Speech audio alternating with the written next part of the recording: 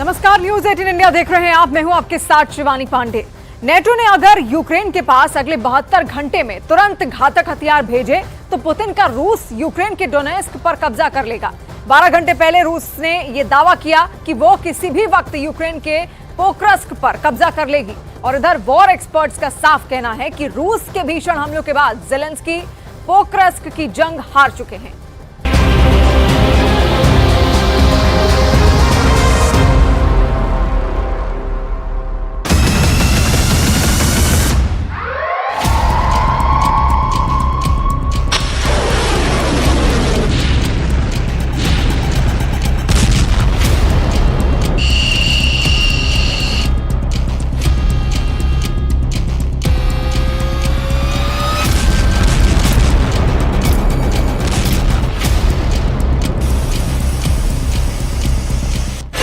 पोक्रस्क हार गई ज़ेलेंस्की।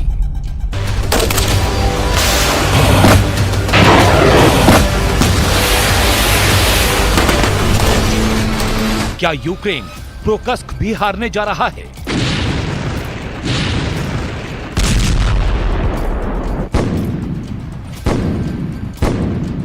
आखिर रूसी सेना महज 3 हफ्ते में ही पोक्रस्क के इतने करीब कैसे पहुंच गई है?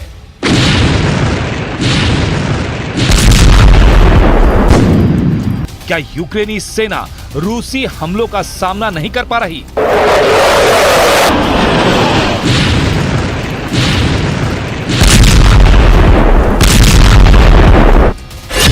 जंग जीतने की जिद।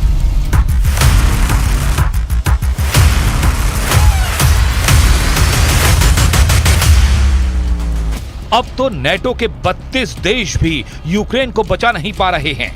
अमेरिका, ब्रिटेन, जर्मनी और फ्रांस के हथियार भी रूस को आगे बढ़ने से रोक नहीं पा रहे। आखिर ज़ेलेंस्की करें तो क्या करें? जंग के 926 दिन बाद भी ज़ेलेंस्की के सामने सबसे बड़ा सवाल यही है कि आखिर पुतिन चाहते क्या हैं?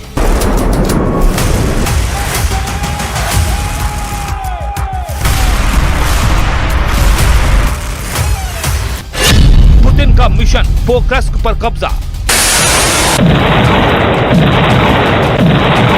जरा इस एनिमेशन को देखिए और पूरी खबर को समझिए। रूस ने यूक्रेन पर क्या बढ़त हासिल की है? रूसी रक्षा मंत्रालय के दावों के मुताबिक रूसी सेना यूक्रेन के पोक्रस्क पर किसी भी वक्त पूरी तरह से कब्जा कर सकती है। दावों के मुताबिक रूसी सेना पिछले 3 हफ्तों से भीषण जंग में पोक्रस्क के बेहद करीब पहुंच चुकी है। पोक्रस्क से सिर्फ 16 किलोमीटर दूर रूसी सेना ने एक बस्ती पर कब्जा कर लिया है। दावा किया गया है कि रूस के हमले इतने तेज थे कि यूक्रेनी सेना जंग छोड़कर भाग गई। पोक्रस्क से लगभग 16 किलोमीटर दूर दक्षिण पूर्व में रूसी सेना ने यूक्रेन की सेना के होश उड़ा दिए हैं। पोक्रस्क को रूसी सेना ने दूसरा बखमूत बना दिया है।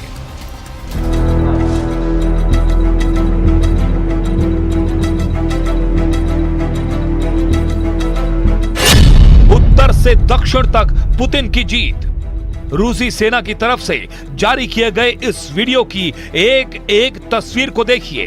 कितने प्रचंड हमले रूसी सेना यूक्रेन के कुर्स्क, पोल्टावा और पूरे डोनेस्क इलाके में कर रही है।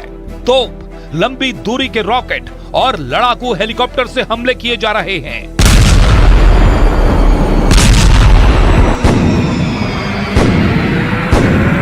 इस वीडियो में दावा किया गया है कि रूस ने उत्तर से दक्षिण यूक्रेन तक 100 से ज्यादा मोर्चों पर यूक्रेनी सेना के होश उड़ा दिए हैं। दावा तो यहां तक किया गया है कि पिछले 48 घंटे में डोनेस्क, डॉनबॉस, लवीव, पोक्रस्क में हालात बखमूत जैसे हो गए हैं।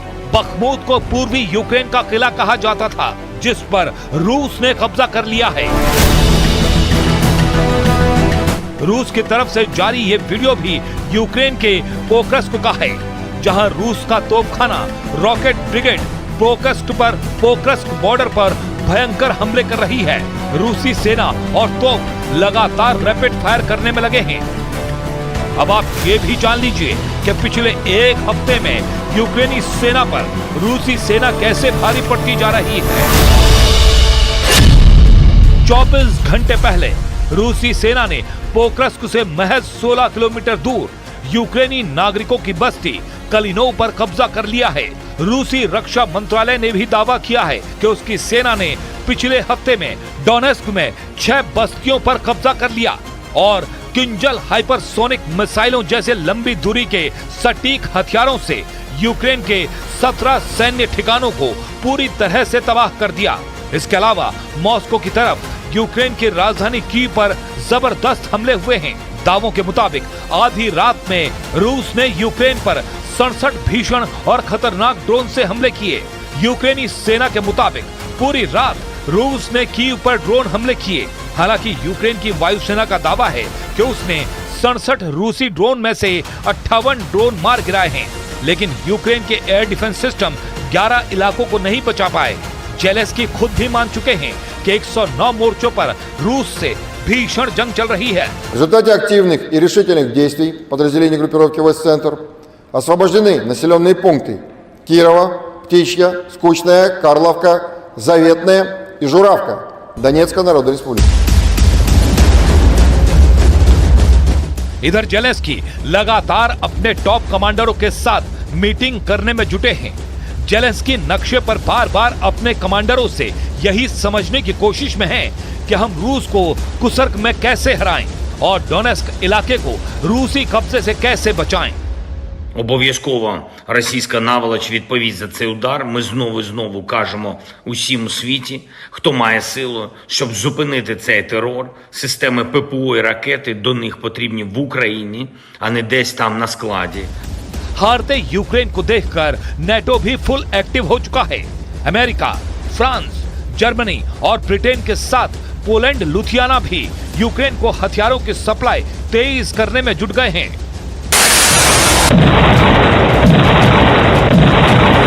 जरा ये वीडियो देखिए।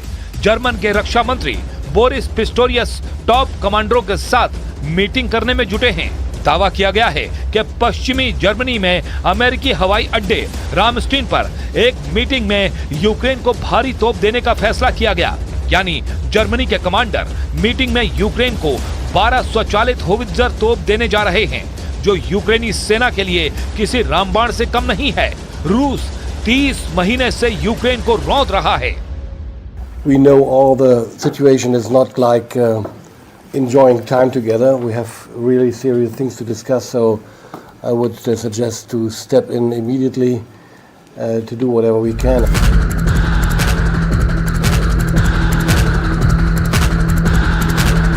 हैरानी की बात तो ये है, जहां एक तरफ जेलेंस्की यूक्रेन की जीत के दावे कर रहे हैं, तो वहीं दूसरी तरफ यूक्रेनी सेना के commander in chief Alexander Syrskyi ये मानने को मजबूर हुए हैं कि रूस के 30,000 से ज्यादा सैनिक कुर्स्क से पोक्रस्क सेक्टर की तरफ बढ़ रहे हैं, लेकिन हम रूसी सेना को ना तो कुर्स्क पर रोक पाए हैं और ना ही पोक्रस्क सेक्टर में।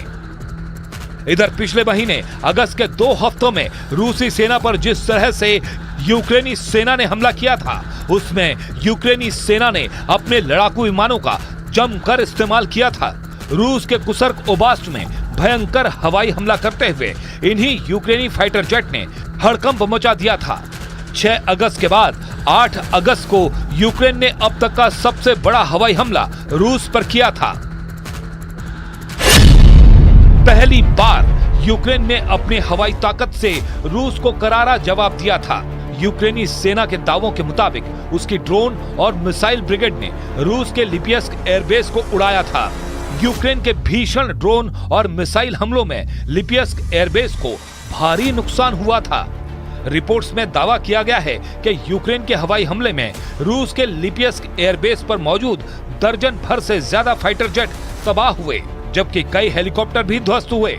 हैरानी की बात तो यह है कि यूक्रेन ने यह ड्रोन हमला 300 किलोमीटर दूर से किया था। दावा तो यहां तक किया गया कि गोदाम में रखे रूस के 700 ग्लाइड बम भी यूक्रेनी हवाई हमले में तबाह हो गए थे। 700 ग्लाइड बम तबाह होने से रूस के लिपियस्क एयरबेस पर इतना जबरदस्त नुकसान हुआ कि पुतिन की आंखों में खून के आंसू आ गए। Ну, довели, що в будь-якій ситуації ми, українці, здатні досягати своїх завдань, здатні захищати свої інтереси та свою незалежність. क्या हार कर भी जीत रहा है रूस? इस दावे की संख्या में तबाह करने का दावा किया गया है। रूस के सुखोई Su-34 बम वर्षकों से यूक्रेनी ठिकानों पर हमले होते हुए देखे गए। कुछ रिपोर्ट्स में यह भी दावा किया गया है कि यूक्रेन के कुछ ड्रोनों ने रूसी हवाई अड्डों पर हमला किया। रूस के नेशनल गार्ड ने कहा कि कुसर्क परमाणु ऊर्जा संयंत्र में सुरक्षा बढ़ा दी गई है। कुसर्क परमाणु ऊर्जा संयंत्र से सिर्फ 35 किलोमीटर दूर भीषण जंग चल रही है।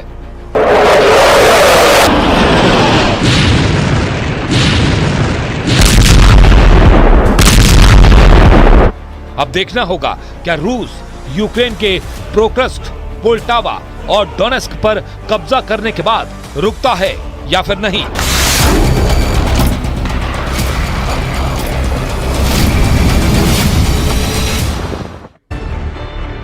न्यूज़ 18 इंडिया चौपाल, एक ऐसा मंच जहां जब जब बात निकलेगी तो सिर्फ दूर तक नहीं बल्कि दुनिया के कोने कोने में जाएगी, क्योंकि इस बार बात होगी भारत के वैश्विक महाशक्ति बनने के लक्ष्य पर।